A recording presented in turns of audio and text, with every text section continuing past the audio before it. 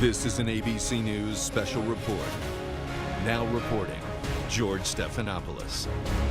Good afternoon. We're coming on the air now with news from the White House. ABC News has learned that Anthony Scaramucci, the White House communications director who just started 10 days ago, first appeared in the White House briefing room on July 21st, is now leaving. The White House submitted his resignation to the new incoming chief of staff just sworn in today. General John Kelly, the former Secretary of Homeland Security who started as White House chief of staff today, has apparently accepted the resignation. I want to go straight to our Cecilia Vega at the White House. Well, George, the president started his morning by tweeting, "There's no chaos here in my White House." And here we are yet again, another chaotic day in the Donald Trump administration. Now, this news is just coming in. I can't even tell you, George, whether people in the West Wing know about this at this point. I was just back trying to talk to Sean Spicer, who is still here at the White House, Sarah Huckabee Sanders, who is here at the White House. They are in a closed-door meeting inside the West Wing right now, so it's unclear how far this news has trickled inside this administration.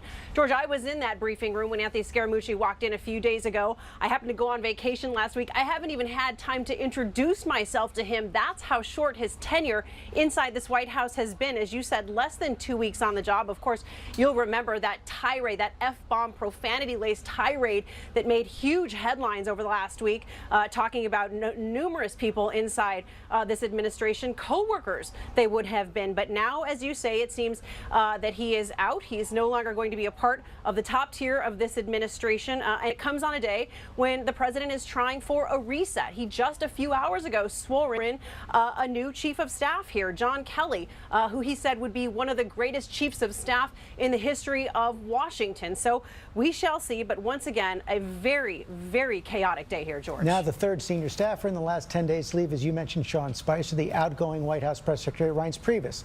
The president's previous chief of staff just announced on Friday, the president announced that he had replaced Reince Priebus with General Kelly and now Anthony Scaramucci as well. I want to bring in our chief White House correspondent, John Carl, by phone as well. John, perhaps the writing was on the wall after that tirade.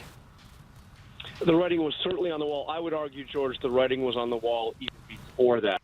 Anthony Scaramucci had a spectacular rise in that White House.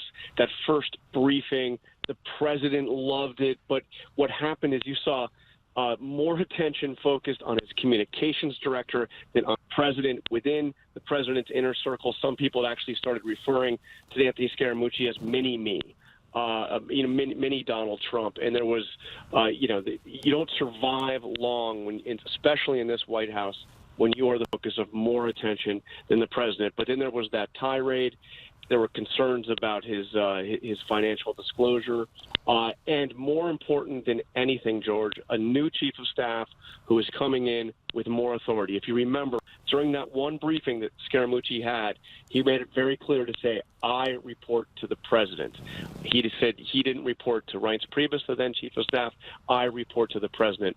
Well, at least for now, in this new White House, there's a new chief of staff who has authority that the previous chief of staff never had, and certainly wasn't going to tolerate having a communications director that could bypass him and go right into the Oval Perhaps Office. a new day has begun. You're right. That would be conditions that no incoming chief of staff could accept. So there it is one more time. Anthony Scaramucci will not be the White House communications director. Apparently, he may have a job in the government at Export-Import Bank. We're going to have much more tonight on World News Tonight with David Muir.